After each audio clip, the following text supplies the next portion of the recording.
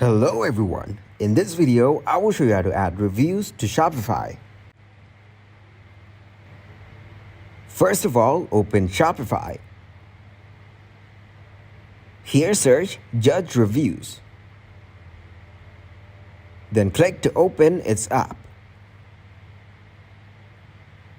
Hit the Add App button. Then click to install app. From Apps, click on Manage Reviews.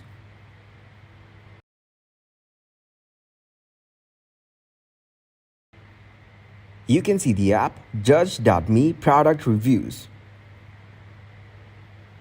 Here you can see the reviews dashboard. You can add a review or import and export.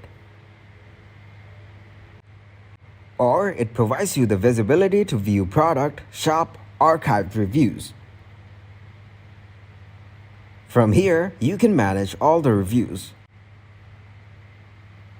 Then click on Request Status from the dashboard. Go back to Manage Reviews. Thanks for watching and please leave a like, subscribe, and share.